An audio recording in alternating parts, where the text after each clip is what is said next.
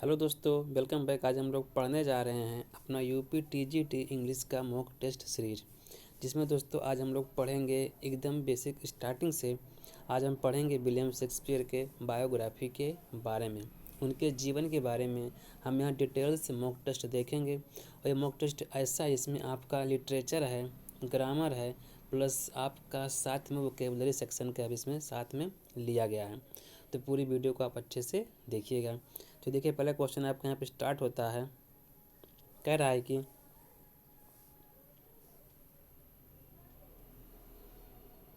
Question देखिए, आपको कह रहा है कि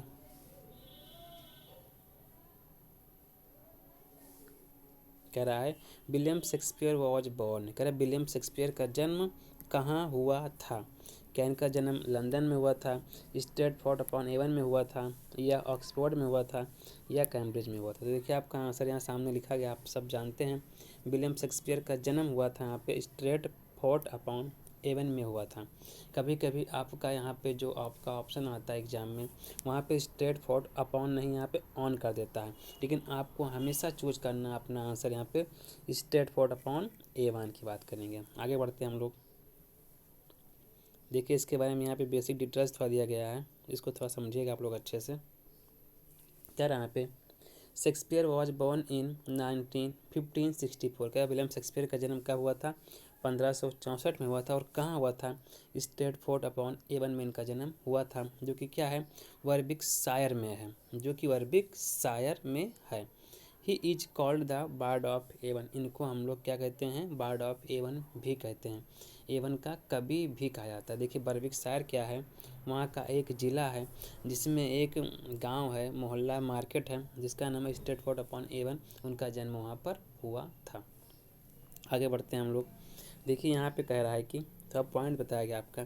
कह रहा है कि बैप्टिटाइज 26 अप्रैल 1564, ट्रेडिशनली बर्थडे 23 अप्रैल। कह रहा है कि इनका जो नामकरण हुआ था वो 26 अप्रैल 1564 को हुआ था, इसलिए इनके हम लोग जन्म दिवस को 23 अप्रैल मान सकते हैं या माना जाता है। कहते हैं कि जहाँ पर इनका जन्म हुआ था वहाँ कह सकते हैं कि जन्म के 3 दिन के बाद में बच्चों का बैप्टिटाइज होता है, उनका नामकरण होता है, इसलिए इनको हम लोग क्या है, उनके नामकरण के 3 दिन पहले को जो है उनका जन्मदिन हम लोग मान सकते हैं। कह रहा है कि इनका देखिए मृत्यु भी इनका सेम डेट में हुआ था, 23 अप्रैल 1616 में ही हुआ था। कहने का मतलब 23 अप्रैल को इनका जन्म भी हुआ था और 23 अप्रैल को इनकी मृत्यु भी होती है, ऐसे यहाँ बताया गया आपका। आगे बढ़ते हैं हम लोग।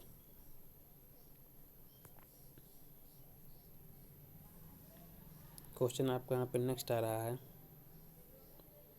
कह रहा है कि Shakespeare married with Anne Hathaway in. कह रहा है विलियम शेक्सपियर की शादी जो एनी हैथवे से कब हुई थी?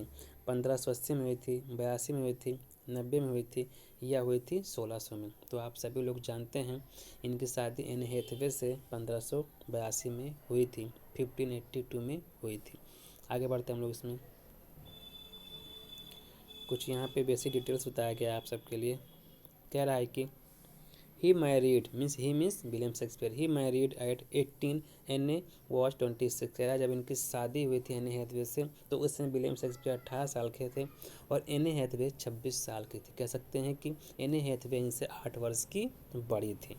फिर कह रहा है कि उस समय क्या था, ऑलरेडी ये प्रेग्नेंट थे, ऑलरेडी इनके पेट में बच्चा था। फिर कह सकते हैं दे हैड 3 चिल्ड्रन, इनसे क्या है, इनके 3 बच्चे हुए। कह सकते हैं विलियम शेक्सपियर के यहाँ पे बताया गया कि 3 बच्चे हुए। बताया गया आपका चिल्ड्रन, इनका पहला बच्चा क्या था, जिसको कहते हैं सुजाना। सुजाना बोलते हैं। जब इनकी शादी हुई तो पेट में सुजाना ही थी। इनके 2 बच्चे और हुए जो ट्विंस थे, हेमनेट और जूडिथ। फिर बताया गया है कि हेमनेट की मृत्यु 11 वर्ष की अवस्था में किसी बीमारी के चलते हो जाती है। आगे बढ़ते हैं हम लोग। क्वेश्चन नंबर आपका 3 आ गया है। कह रहा है कि शेक्सपियर्स फादर्स प्रोफेशन वॉज। क्या विलियम शेक्सपियर के पिता का प्रोफेशन, उनका काम का, इनका व्यवसाय क्या था? क्या इनका व्यवसाय था, एक लॉयर थे, या ग्लोवर एंड एल्डरमैन थे, या एक टीचर थे, या एक फार्मर, एक किसान थे? तो आप जानते हैं इनके पिताजी एक ग्लोवर और एक एल्डरमैन थे। एक क्या थे वहाँ पे, वो मोजा वोजा बनाने वाले या चमड़े के जूता वूता बेचने वाले एक व्यक्ति थे। तो देखिए, इसका यहाँ पे बेसिक बताया गया डिटेल्स अच्छे से आप सबको। ये पॉइंट आपका यहाँ पे आता है। आंसर तो बताया आपको, ऊपर लिखा गया यहाँ पे। हम इसका देखते हैं डिटेल से भी, यहाँ पर अच्छे से ये बताया गया है। कह रहा है कि जॉन शेक्सपियर, जो कि इनके पिताजी का नाम क्या था, जॉन शेक्सपियर था। जॉन शेक्सपियर याद रखिएगा आप लोग। और इनकी मम्मी का नाम था मैरी आर्डन करके था, मैरी आर्डन था इनकी मम्मी का नाम, आर्डन। कह रहा है कि जो कि ये क्या थे, ग्लोवर थे, लीथर क्या लेदर से पता लेदर वर्कर थे, मतलब चमड़े का कामकाज करने वाले थे। And held town position like alderman, और क्या था इनका, वो एक शहर के अधिकारी के रूप में थे, मतलब उससे बहुत ही मतलब ये अमीर व्यक्ति हुआ करते थे इनके पिताजी।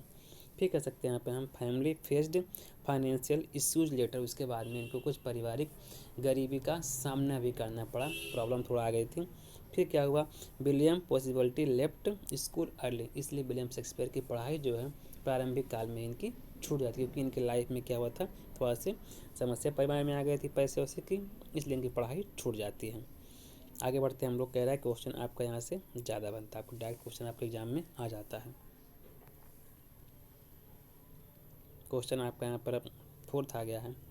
कह रहा है कि Shakespeare's theatre company was known, कह रहे विलियम शेक्सपियर जिस थिएटर कंपनी में काम करते थे उसका नाम क्या था।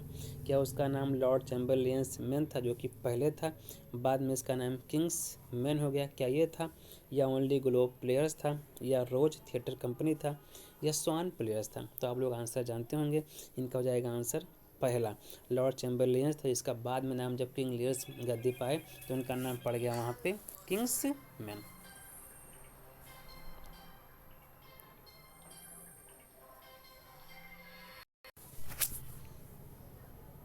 आगे देखिएगा आप लोग, तो बताया गया आपको आंसर क्या था, इनका पहला था लॉर्ड चैम्बरलेन्स मैन, या अर्लियर में था, मतलब पहले जो था थिएटर का नाम था लॉर्ड चैम्बरलेन्स था, बाद में उसका नाम पड़ गया था किंग्स मैन। आगे बढ़ते हैं हम लोग। अब देखिए यहाँ पे आंसर बताया गया है और आपका कुछ बेसिक एंड डिटेल्स बताया गया इसके बारे में। कह रहा है कि आंसर आपका वही है लॉर्ड चैम्बरलेन्स मैन, जो कि पहले था, बाद में किंग्स मैन पड़ गया इसका। और कह रहा है कि under Queen Elizabeth it was Lord Chamberlain's, जब वहाँ पे वहाँ की लंदन की इंग्लैंड की जो रानी थी इंग्लैंड की, तो उनका उस समय मतलब क्या था, आपका जो रानी थी उनका नाम था क्वीन एलिजाबेथ। उस समय जो थिएटर का नाम था वो लॉर्ड चैम्बरलेन्स मैन था, और जब किंग्स मैन वहाँ के राजा बन गए जो जेम्स फर्स्ट थे, तब उस समय जो थिएटर का नाम पड़ गया था किंग्स मैन। कह रहा एलिजाबेथ में लॉर्ड चैम्बरलेन्स और जेम्स प्रथम के समय में इसका नाम पड़ गया था किंग्स मैन, जो कि शेक्सपियर के शेयर धारक भी थे, मतलब शेक्सपियर के साथ में वो सब मिलके काम भी करते थे, उनके थिएटर में वो उनके साथ में पैसा लगा के मतलब अपना वो काम भी करते थे। फिर आपका क्वेश्चन बन जाता है, आपका पॉइंट बन जाता है यहाँ पे। कह रहा है परफॉर्म्ड एट कोर्ट, कह रहा है कभी कभी क्या होता था कोर्ट में, कोर्ट में मतलब कि दरबार महल में ही वो अपना मतलब नाटक वाटक विलियम शेक्सपियर किया करते थे। फिर क्या बताया गया यहाँ पे, कह रहा है कि ग्लोब थिएटर 1599 मेन स्टेज, कह रहा है कि आपका 1599 में इनका जो है ग्लोब थिएटर बना था। और आप जानते हैं कि इसी में क्या है 1613 में आग भी लग गई थी। आगे बढ़ते हैं हम लोग। पॉइंट आपका क्लियर हो गया है, आगे बढ़ते हैं हम लोग। कह रहा है कि क्वेश्चन आपका नेक्स्ट है यहाँ पर।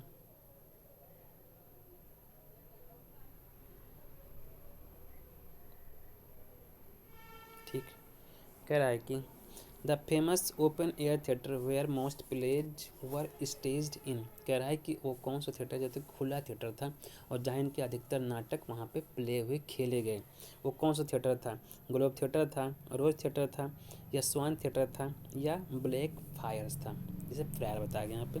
तो आप जानते हैं कि इसका आंसर हो जाएगा आपका वन, वो था क्या नाम था उसका, ग्लोब थिएटर था, जहाँ पे इनकी अधिकतर नाटक खेले गए, और जो कि मतलब ऐसे रिंग टाइप का बना था, खुला खुला था, और यहाँ मतलब किनारे किनारे लोग बैठते थे और बीच में यहाँ पर नाटक होता था। आगे बढ़ते हैं हम लोग।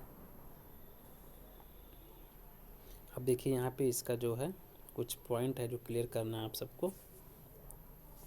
कह रहा है कि यहाँ पर बिल्ट, कह रहा है कि ग्लोब थिएटर कब बना था 1599 में, जो कहाँ बना था थेम्स रिवर, थेम्स जो कि आपकी लंदन की नदी है वहाँ पर बना था।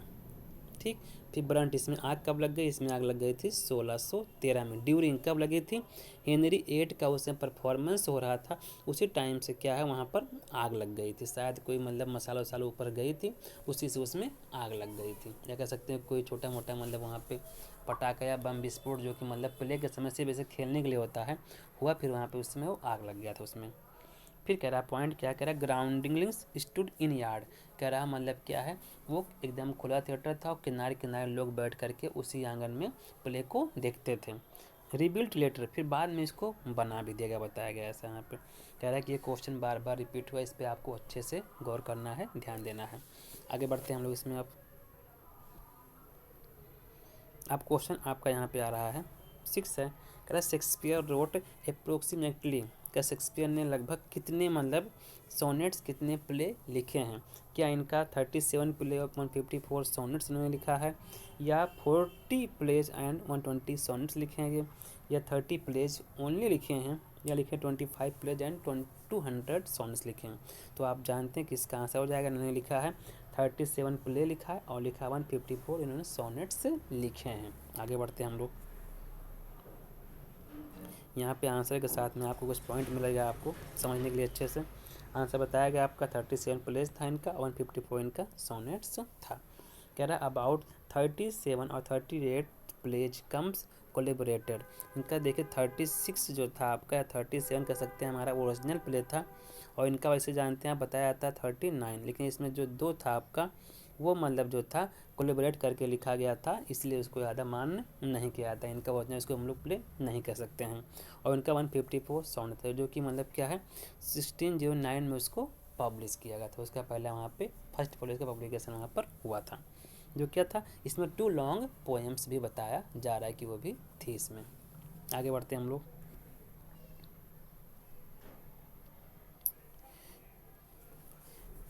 देखिए यहाँ पे कह रहा है फर्स्ट फोलियो इसका जो आया था,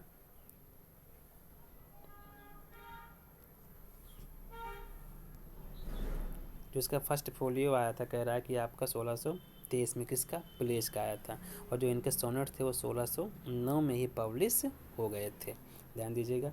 फिर कह रहा Venus and Adonis famous poem, इसी को हम बोलते हैं लॉन्ग नरेटिव पोएम, इसी को बोलते हैं। और एक था रेप ऑफ लुक्रेस, उसको भी हम लॉन्ग इसके नरेटिव पोएम बोलते हैं हम लोग, ध्यान दीजिएगा। 2 पोएम इनका लॉन्ग था बता दिया गया। फिर कह रहा है यहाँ पे नंबर 37 प्लेस था, 154 सोनेट था जो कि आपका फर्स्ट फोलियो में पब्लिश हुआ, जो क्या था आपका हाई वेटेज, मतलब इससे क्वेश्चन बहुत ज़्यादा बनते, ध्यान दीजिएगा आप लोग। आगे बढ़ते हैं हम लोग। क्वेश्चन आपका नेक्स्ट आ गया है, कह रहा है कि William Shakespeare died on, William Shakespeare की मृत्यु कब हुई, पीछे बताया गया अभी आपका कि इनकी मृत्यु हुई थी उनके बर्थडे के सेम डे पे ही हुई थी। देखिए इनका बर्थ भी क्या था 23 अप्रैल को हुआ था, और इनका डेट मतलब उनकी मृत्यु भी हुई थी 23 अप्रैल को।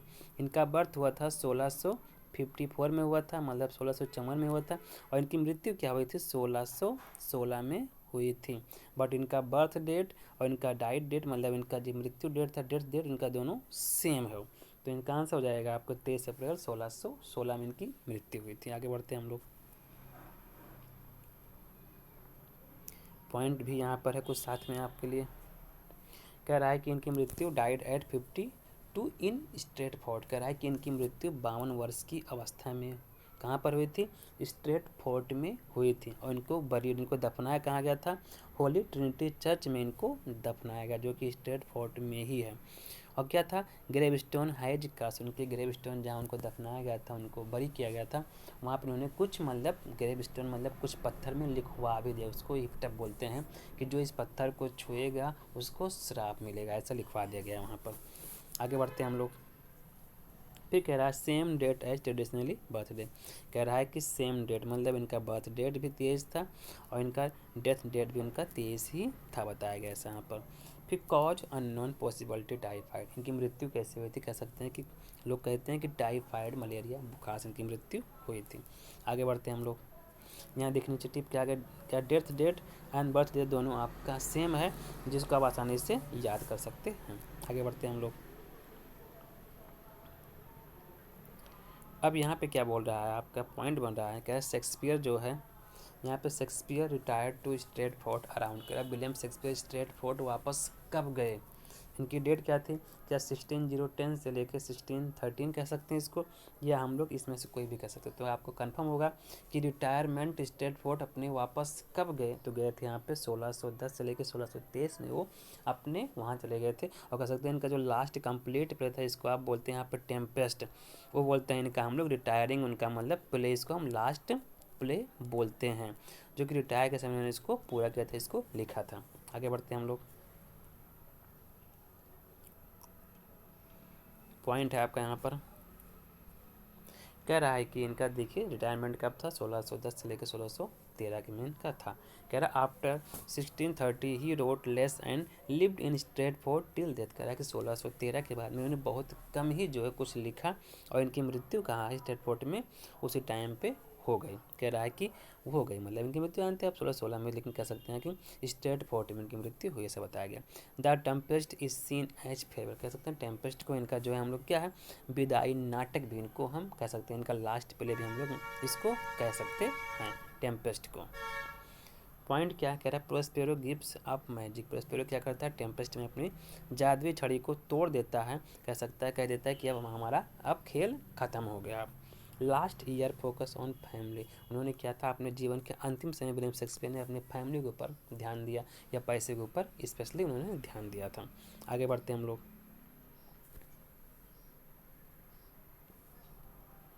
इसमें यहाँ पे पॉइंट नीचे लिखा, कह रहा है कि आपको रिटायरमेंट भी इनका क्या है 1613 में था, और इनका लास्ट प्ले भी 1613 बताया गया, टेम्पेस्ट था आपका। आगे बढ़ते हैं हम लोग। ये कह रहा है शेक्सपियर को हम किस नाम से जानते हैं, बार्ड ऑफ हेवन में, स्वीट सॉन ऑफ हेवन में, बोथ ए एंड बी।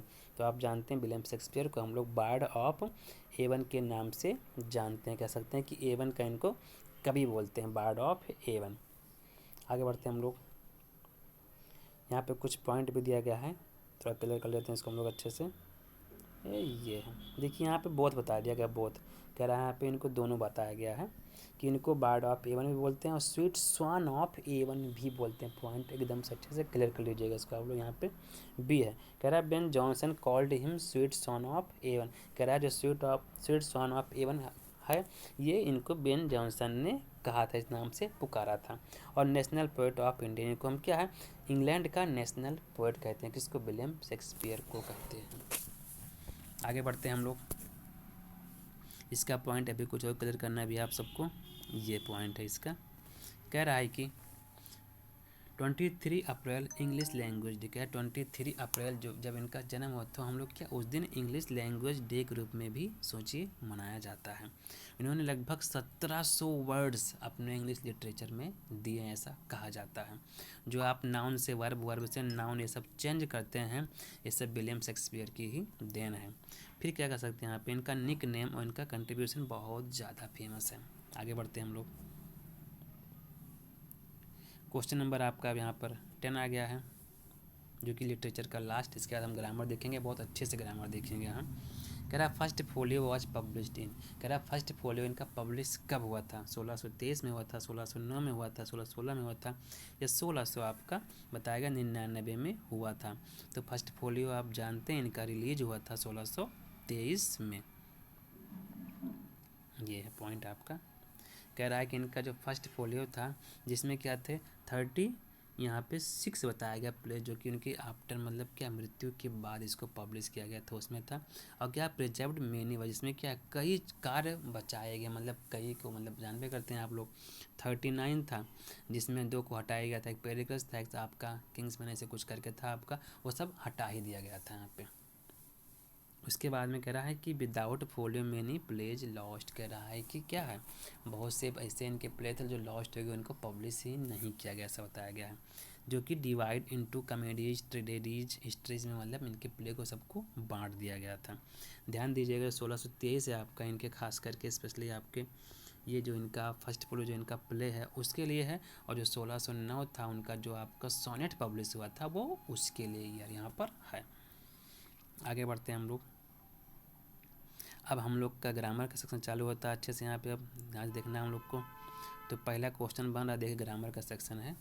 कह रहा है कि इसमें हम लोग को सेक्शन बी में दोनों पढ़ना है, सिनोनिम्स और आपका एंटोनिम्स में आपका 10 क्वेश्चन आएगा। इसके बाद 10 क्वेश्चन हम ग्रामर का भी इसी में देखेंगे। तो देखिए पहला कह रहा है कि यहाँ पे आपको कह रहा है सिनोनिम्स ऑफ एक्यूमेन। कह रहा है एक्यूमेन का सिनोनिम्स क्या होता है। तो एक्यूमेन का सिनोनिम आपको देखना डीपली अच्छे से। देखिए एक्यूमेन मीन्स क्या होता है आप जानते होंगे, कह सकते हैं यहाँ पे हम लोग एक्यूमेंस मीन्स होता है, कह रहा है कि ब्रिलियंस मीन्स समझदार होता है, ज्ञानी होता है, बुद्धिमान होता है। एक्यूमेंस मीन्स होता है समझदार, ज्ञानी, बुद्धिमान होता है। तो ध्यान दीजिएगा एक्यूमेंस का जो आपका सिनोनिम्स है उसको हम बोलते हैं ब्रिलियंस। ओके, आगे बढ़ते हैं हम लोग।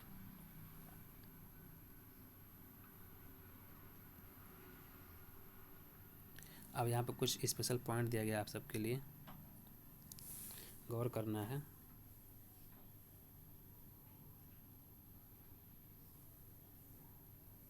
देखिए क्या कह रहा है कि रिलेटेड पॉइंट्स एंड टिप्स। देखिए सिनोनिम्स जो अभी आपने पढ़ा एक्यूरेस और ब्रिलियंस, इसका सिनोनिम्स आपका अवेयरनेस और इनसाइट भी हो सकता है, ध्यान दीजिएगा आप लोग।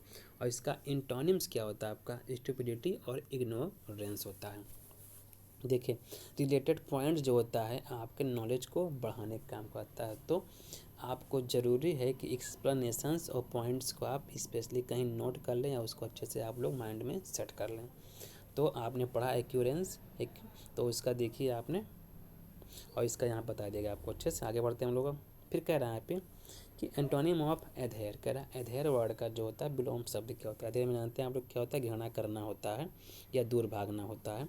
कंप्लाई होगा, ऑब्जर्व होगा, कंडेम्ड होगा, स्टिक होगा। तो यहाँ पे लिखा गया आपका यहाँ पे कंडेम्ड इसका एंटोनिम्स होगा। आगे बढ़ते हैं हम लोग। इसका भी आपको यहाँ पे पॉइंट दिया होगा अच्छे से,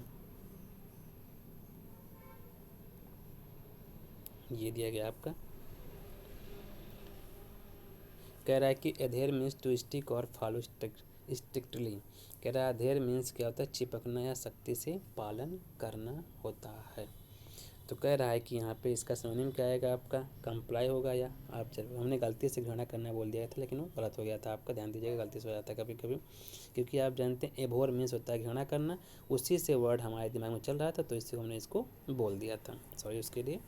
तो देखिए बताया गया क्या, अधेयर मीन्स होता है यहाँ पर चिपकना, सख्ती से पालन करना होता है, जिसका सिनोनिम बताया गया भी ऊपर आपका कंडेम्ड करके होता है।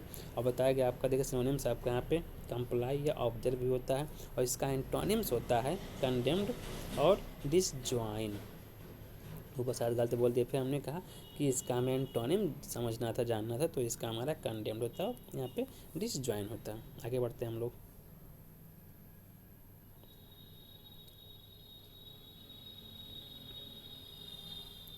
आंसर देखिए दिख रहा है आपको। देखिए कह रहा है कि सिनोनिम ऑफ बेनेवोलेंट। कह रहा है बेनेवोलेंट का सिनोनिम्स क्या होता है। देखिए बेनेवोलेंट मीन्स क्या होता है, जरूरी सबसे पहले जानना आपको। इसका जो हिंदी होता है वो होता है परोपकारी। आप जानते हैं इसका हिंदी होता है परोपकारी एक्चुअल में। और सिनोनिम्स क्या हो जाएगा इसका, काइंड। काइंड मीन्स होता है दयालु। तो देखिएगा कह रहा है बेनेवोलेंट मीन्स होता है उदार या दयालु होता है, इसको हम लोग परोपकारी भी बोलते हैं। देखिए सिनोनिम्स वो होता है जो समान रखता है मीनिंग, इसको आप लोग पर्यायवाची भी बोलते हैं। आगे बढ़ते हैं हम लोग। अब इसका देखिए पॉइंट बताया गया होगा आपका यहाँ पे।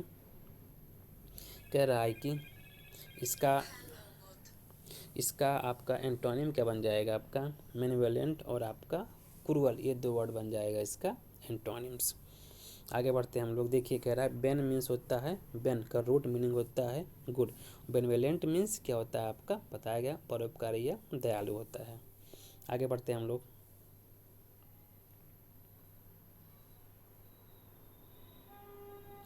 वर्ड्स आगे पीछे हो गए हैं। कह रहा है कि एंटोनिम ऑफ एफेमेरल। कह रहा है कह रहा है एफेमेरल का जो होता है एंटोनिम्स वो क्या होता है, उसका विलोम शब्द वो क्या होता है। तो जानते हैं एफेमेरल मीन्स होता है आपका लघु होता है, शॉर्ट होता है। तो इसका एंटोनिम जो आएगा आपका वो परमानेंट करके आएगा।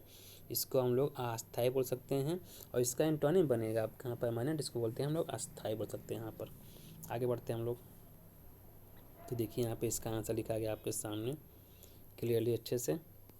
कह रहा है कि एफेमेरल का जो आपका मीनिंग होता है बता सकते हैं हम लोग क्षणभंगुर या अस्थायी होता है, और इसका एंटोनिम होता है बताया गया था परमानेंट होता है। अब देखिए यहाँ पे इसका सिनोनिम और बताएगा आपका फीमेल का। इसका ट्रांसाइंट भी होता है और फ्लीटिंग होता है। आगे बढ़ते हैं हम लोग। देखिए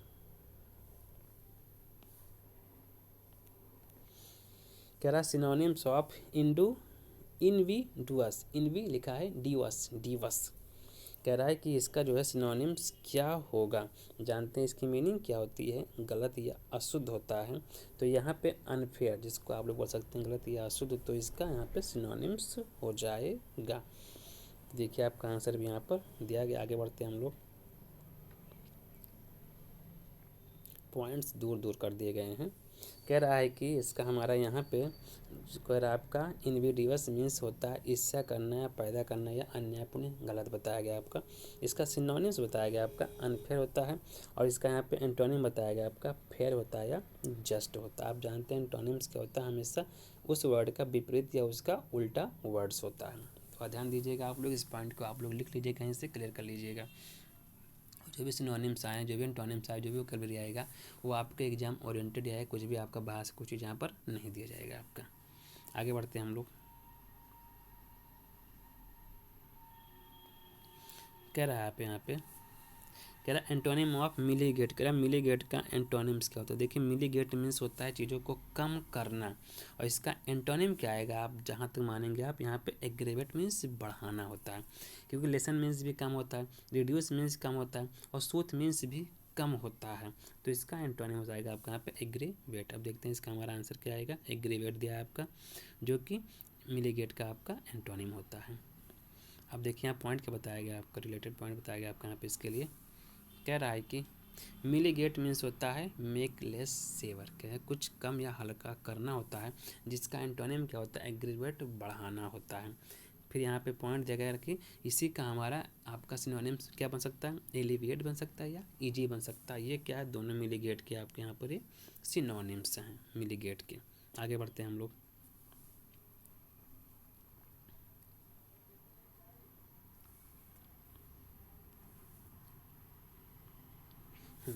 बता रहा है, कह रहा है कि आपका सिनोनिम्स ऑफ पर्निशियस। कह रहा है पर्निशियस का विलोम शब्द क्या होगा, सिनोनिम क्या होता है। तो देखिए पर्निशियस मीन्स होता है हार्मफुल, मीन्स होता है हानिकारक। सामने बता देगा। देखिए आंसर लिखना सामने, इसका मतलब नहीं कि आपको कंटेंट समझा नहीं जाएगा, आपको कंटेंट बस लिखना है, उसको अच्छे से समझना, ध्यान देना है। तो पर्निशियस मीन्स होता है, यहाँ बताया गया आपका हानिकारक होता है। तो देखिए इसका हार्मलेस हानि रहित होता है, यूजफुल उपयोगी होता है, सेफ सुरक्षित होता है। तो इसका यहाँ पे सेम मीनिंग क्या आएगा आपका, हार्मफुल करके यहाँ पर आएगा। तो आंसर हो जाएगा आपका यहाँ पे इसका सिनोनिम हार्मफुल। अब देखिए यहाँ बताया गया, कह रहा है कि पर्निशियस मीन्स होता है हाईली डिस्ट्रक्टिव और हार्मफुल, मतलब बहुत ज़्यादा विनाशकारी, और इसको हम घातक या हानिकारक बोलते हैं। आगे बढ़ते हैं। देखिए इसका पॉइंट भी दिया गया होगा यहाँ पर, पॉइंट बहुत जरूरी होता है समझना। कह रहा है यहाँ पे ये इसका मीनिंग होता है अत्यधिक हानिकारक, और कह रहा है कि इसका एंटोनिम क्या होता है बेनिफिशियल, इसको हम लोग बोलते हैं यहाँ पे लाभदायक होता है। आगे बढ़ते हैं हम लोग।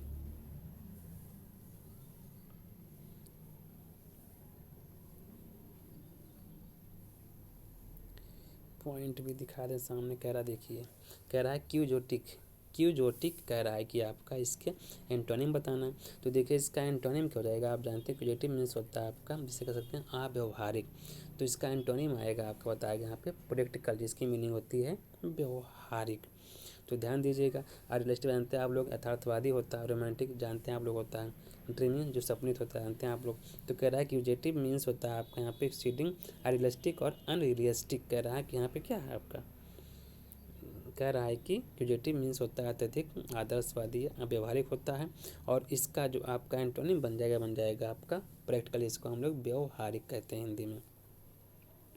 आगे बढ़ते हैं। कह रहा है कि देखिए यहाँ पर इसका हमारा जो पॉइंट है, कह रहा है कि फ्रॉम डॉन क्यूजोटो से ये वर्ड लिया गया, क्योंकि उसकी मीनिंग भी होती है अव्यवहारिक होता है, दुष्ट करके होता है। आगे बढ़ते हैं। लास्ट वर्ड है, देखिए रिसाइलेंट मीन्स होता है क्या, आप जानते होंगे इसकी मीनिंग होती है सुधरना या शांत होना होता है। तो यहाँ बताएगा टफ, क्या ढूंढना हमको, इसका ढूंढना है सिनोनिम्स। तो रिसाइलेंट मीन्स आपका बताया गया यहाँ पे, टफ मीन्स कठिन या कठोर, मीन्स बदलाव करना होता है जो कठिन होता है आपका। अब इसका देखिए बताया गया आपको यहाँ पे,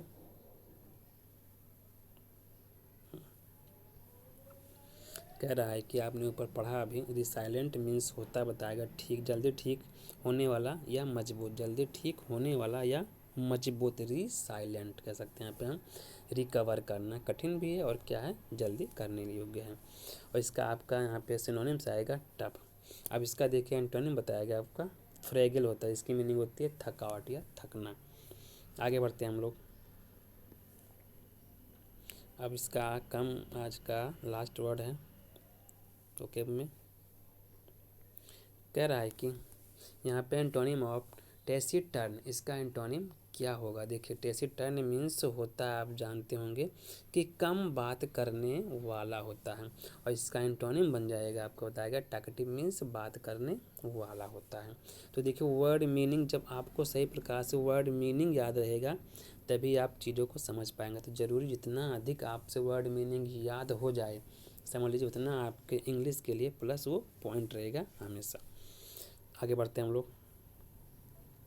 आप देखिए यहाँ पे इसका सिनोनिम भी आया गया, बताया क्या कह रहा है कि यहाँ पे रेटिसेंट करके होता है, इसको कहते हैं हम कम बात करने वाला। आगे बढ़ते हैं हम लोग।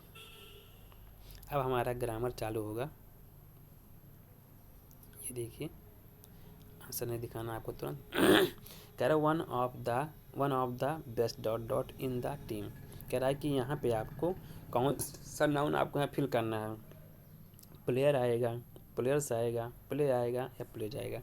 आप ध्यान दीजिएगा हमेशा वन ऑफ जब भी आएगा, वन ऑफ जब भी आएगा तो जो इसके बाद में आपका रहेगा एडजेक्टिव रहेगा, इसके बाद जो नाउन आएगा वो हमेशा याद रखिएगा, हमेशा आपका प्लूरल में होगा हमेशा से। तो यहाँ ध्यान दीजिएगा, हमें फिल करना है यहाँ पे प्लेयर्स कर सकते हैं। One of the best players means क्या है, अच्छे प्लेयरों में से एक प्लेयर बोलते हैं यहाँ पे हम लोग। तो यहाँ पे हमेशा आपका जो भी आएगा हमेशा प्लूरल नाउन ही यहाँ पर आएगा। आगे बढ़ते हैं हम लोग। देखिए सब यहाँ पे आपको समझा दिया गया हर एक पॉइंट अच्छे से। कह रहा है कि यहाँ पे फिल करना था आपको प्लेयर, जो कि आपका एक प्लूरल नाउन है, और कह रहा है कि वन ऑफ द प्लस इसमें क्या आता है आपका प्लूरल नाउन, हमें इसमें यूज करना होता है।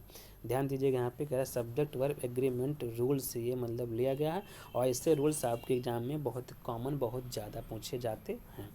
आगे बढ़ते हैं हम लोग। कह रहा है यहाँ पे neither Ram nor Shyam coming. कह रहा है कि यहाँ पे आपको कौन सा वर्ब फिल करना है, सिंगुलर या प्लूरल। तो ध्यान दीजिए क्या आपका यहाँ पे इज आएगा या आर आएगा या वर आएगा या हैव आएगा। ध्यान दीजिए जब भी आपका नाइदर नॉर करके आएगा या आइदर और करके आएगा तो इसके बाद में जो आपका वर्ब आएगा वो जो लास्ट का जो बाद वाला जो आपका नाउन होता है उसके हिसाब से हमेशा आता है। अगर नाउन आपका सिंगुलर होगा तो वर्ब आपका सिंगुलर आएगा, यदि नाउन आपका वहाँ पे प्लूरल होगा तो उसका हमारा वर्ब वहाँ पर प्लूरल आएगा। तो देखते हैं यहाँ पे नाइदर राम नॉर श्याम, देखिए यहाँ पे वर्ड आपका सिंगुलर है, इसलिए यहाँ पे नाउन आपका यहाँ पे सिंगुलर, यहाँ पे इज आ जाएगा। आगे बढ़ते हैं हम लोग। तो देखिए यहाँ पे आंसर आपको बता दिया गया इज। अब देखते हैं बताया गया इसका जो आपका यहाँ पे एक्सप्लेनेशन है। कह रहा है verb agree with near, nearer subject. कह रहा है कि जो आपका एंड का जो करीब का सब्जेक्ट है जो वर्ब के पास में होता है, हमेशा ये वर्ब इसमें जो होता है आपका नाइदर नार में आइदर आर में हमेशा अपने करीब वाले जो है सब्जेक्ट या नाउन प्रोनाउन के हिसाब से हमेशा वो आता है। जैसा नाउन होगा सिंगुलर टू सिंगुलर और प्लूरल टू आपका यहाँ पे वर्ब आएगा। यह भी क्या आपका बताया गया सिंगुलर सब्जेक्ट वर्सेस यहाँ पे सिंगुलर वर्ब। कह रहा है कि सिंगुलर सब्जेक्ट हमेशा सिंगुलर वर्ब लेता है, इसे यहाँ पर बताया गया आपका। आगे बढ़ते हैं हम लोग। अब यहाँ पे कह रहा है कि यहाँ पे आपका ऑप्शन बहुत कम दिया गया है, ध्यान दीजिए थोड़ा सा आप लोग। कह रहा है कि passive of they have built a bridge. कह रहा है कि इसका आपको बताना पैसिव कि they have built a bridge. तो जानते हैं आप पैसिव में क्या होता है, हमको सब्जेक्ट और ऑब्जेक्ट को यहाँ पे रिप्लेस करना होता है, और पैसिव में हमेशा जानते हैं आप वर्ब का हमेशा थर्ड फॉर्म आता है, इतना पता होगा आप लोग को। तो देखिए पहले हमारा यहाँ पर ऑब्जेक्ट आ गया है, और जानते हैं ऑब्जेक्ट आपका सिंगुलर, इसलिए आपका यहाँ पे सिंगुलर आपका वर्ब आ गया। और आप जानते हैं जब भी आपका एक्टिव में हैव आएगा तो पैसिव में हमेशा आपने इसके बीन आता है। देखिए इसमें कभी हम टेंस नहीं चेंज करते, बट हमें टेंस का एक क्या फॉर्म चेंज करना होता है। वर्ब का थर्ड फॉर्म आया है, बाई आया है और देम आया है, तो इस प्रकार से बन जाएगा आपका यहाँ पैसिव आपका a bridge has been built by them. देखिए नीचे बताया प्रेजेंट परफेक्ट में हैज हैव के बाद में बीन लगाते हैं, इसमें वर्ब का हम लोग थर्ड फॉर्म यूज करते हैं। आगे बढ़ते हैं हम लोग। अभी यहाँ पे देखिए क्या कह रहा है कि आपको फिल करना है। यहाँ पे प्रीपोजिशन कह रहा है he is afraid dot dot dog, कह रहा है कि वह कुत्तों से डरता है। तो अफ्रेड ऑफ, जानते हैं अफ्रेड हमेशा ऑफ लेता है, इसको थोड़ा ध्यान दीजिएगा आप लोग। तो यहाँ पे आपको ऑफ फिल करना है। आगे बढ़ते हैं। यहाँ पे कुछ पॉइंट दिया गया होगा आपको, ये पॉइंट दिया गया, क्लियर कर लीजिएगा तो इसको आप लोग। आगे बढ़ते हैं हम लोग। हाँ, यहाँ पे कह रहा है कि आपका what a beautiful day is dot dot sentence, कह रहा है व्हाट अ ब्यूटीफुल डे आपका किस प्रकार का सेंटेंस है। क्या आपका असर्टिव है, एक्सक्लेमेटोरी है, इंट्रोगेटिव है और आपका इम्पेरेटिव। आप ध्यान दीजिए सेंटेंस में, ये सेंटेंस आपका स्टार्ट हुआ आपका व्हाट से और एंड हुआ आपका एक्सप्लेनेशन मार्क, जिससे कहते हैं आप लोग इंटेंशन को मार्क भी आप लोग कहते हैं। जब भी कोई सेंटेंस आपका व्हाट या हाउ से स्टार्ट होगा और एंड में आपका इंटरजेक्शन ऐसे बोलते हैं आप लोग एक्सक्लेमेशन मार्क जब भी आएगा तो सेंटेंस हमेशा रहेगा आपका वो एक्सक्लेमेटोरी रहेगा आपका। आगे बढ़ते हैं हम लोग। आंसर बता दिया गया आपका। यहाँ पे कह रहा है कि आपका दिखाता क्या है।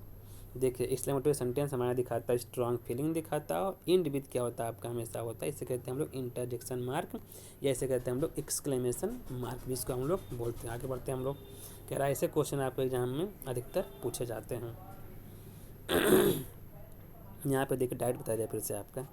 कह रहा है कि सी डू नॉट लाइक टी। देखिए ध्यान दीजिए इसमें गलती क्या है कि कह रहा है करेक्ट फॉर्म करना है, तो यहाँ पे सी डज नॉट लाइक टी। क्यों? क्योंकि जानते हैं आप लोग, आपने पढ़ा होगा प्रेजेंट इंडेफिनिट टेंस, इसमें जब आपका सिंगुलर आपका सब्जेक्ट आएगा तो इसमें आपका सिंगुलर वर्ब भी आता है और अगर आपका यहाँ पे प्लूरल सब्जेक्ट आएगा तो इसका हमारे यहाँ पे प्लूरल हमारा वर्ब भी आएगा। देखिए आपने पढ़ा होगा ही सी इट के साथ में हमेशा हम लोग लगाते हैं डज नॉट, ना कि लगाते हैं हम लोग डू नॉट, और आई बी यू दे के साथ लगाते हैं हम लोग, ये बताया गया है डू नॉट। तो यहाँ पे लिखा गया था आपका सी, तो इसमें आएगा आपका डज नॉट। ओके, आगे बढ़ते हैं हम लोग। देखिए बताया गया आपको रोल यहाँ पर सही प्रकार से। अब क्वेश्चन आपका आ गया है यहाँ पर, देखिए डायरेक्ट इसमें सब आंसर दे दिया गया है बट समझा देंगे आपको हम। कह रहा है he said I am happy, इसको करना है आपको इनडायरेक्ट में। ध्यान दीजिएगा, आप पढ़े होंगे ही, फिर आपका सेड का सेड आएगा और इसमें कंजक्शन आपका सेंटेंस असर्टिव तो दैट आएगा। और जानते हैं आप लोग आई को हम लोग चेंज करते हैं अपने सब्जेक्ट के हिसाब से, जो बन जाएगा आपका यहाँ पर ही। और जब हमारा बाहर पास्ट है तो अंदर का टेंस पास्ट रहेगा, तो हमारा ये बन जाएगा वॉज और फिर आएगा आप यहाँ पे हैप्पी, तो आपका सेंटेंस इस प्रकार बन जाएगा आपका यहाँ पे इनडायरेक्ट में। देखिए ये सब बहुत बेसिक चीज़ें हैं जो आपको आना चाहिए। अगर आपको ये सब सेंटेंस नहीं आएगा तो समझ लीजिए कि आपका एग्जाम आपके लिए बहुत ज़्यादा टफेस्ट होने वाला है। ये सब बहुत ईजी होते हैं ग्रामर के मामले में, आपका नरेशन हुआ, पैसिव हुआ, ये सब तो समझ लीजिए ईजी होता है। थोड़ा सा गौर करना जिससे आपका पेपर आपसे आसानी से निकल सके। आगे बढ़ते हैं हम लोग। अब यहाँ पे देखिए क्या कह रहा है आपका क्वेश्चन नंबर आपका 28 है। 28 antonym of ancient from option word grammar contest wait this is grammar section. ठीक, आगे बढ़ते हैं लोग भी। देखिए यहाँ पे क्या है आपका पॉइंट, थोड़ा से देखिए। कह रहा है कि इस सेंटेंस को आपको करेक्ट करना। जानते हैं आप लोग द न्यूज करके आता है, फर्नीचर करके आता है, एडवाइज करके आता है, ये सब हमेशा नाउन आपके सिंगुलर माने जाते हैं, तो इनके साथ हमेशा हमारा सिंगुलर वर्ब भी आता है। तो यहाँ पे न्यूज के बाद हमेशा ध्यान दीजिएगा, हमेशा always all time you just have to use singular verb only.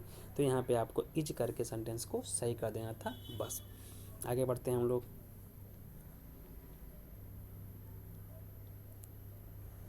अब यहाँ पे चूज एडवर्ब कह रहा है, तो पहले सेंटेंस देखते हैं इसको हम लोग थोड़ा सा। आप ये सेंटेंस है आपका, कह रहा है कि चूज एडवर्ब, इसमें से एडवर्ब जो है चूज करके यहाँ फिल करने का। सी सिंग्स, वो गाती है, कैसे? ब्यूटीफुल, ब्यूटीफुली, ब्यूटी या ब्यूटीफाई। तो आप जानते हैं इसमें आपका एडवर्ब जो है ब्यूटीफुली है, तो यहाँ पे आपको ब्यूटीफुली जो है एडवर्ब आपको फिल करना है। आगे बढ़ते हैं हम लोग। बताया गया आपका। देखिए अब आपका कह रहा है यहाँ पे एक पॉइंट कह रहा है कि आपका मैक्सिमम जो होते हैं एडवर्ब आपके इंड करते हैं एल वाई से, बताया गया आपका।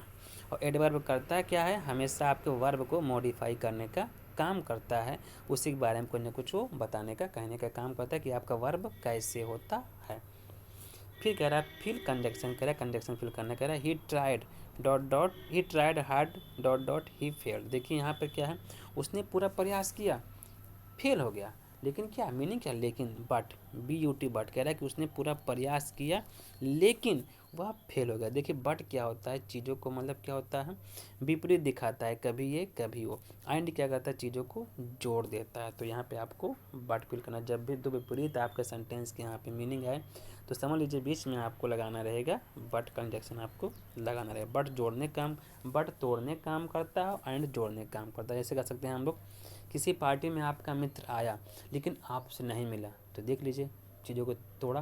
लेकिन आपका मित्र आया और आपसे मिला, चीज़ें वहाँ पे जुड़ गई, तो बट जो है तोड़ने का काम करता है आपका। आगे बढ़ते हैं हम लोग।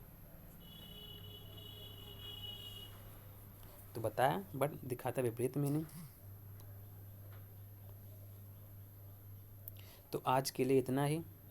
अगर आपको वीडियो अच्छी लगती है, आपके लिए यूजफुल हो, तो आपसे रिक्वेस्ट है कि चैनल को सब्सक्राइब आप लोग ज़रूर कर लीजिएगा। अगर वीडियो अच्छी लगती है तो इसको लाइक कर दीजिएगा, दोस्तों में इसको आप शेयर कर दीजिएगा। अगर कोई कमी लगती है तो इसमें आप कमेंट ज़रूर कर दीजिएगा। ओके दोस्तों, आज के लिए इतना ही। Thanks for watching me.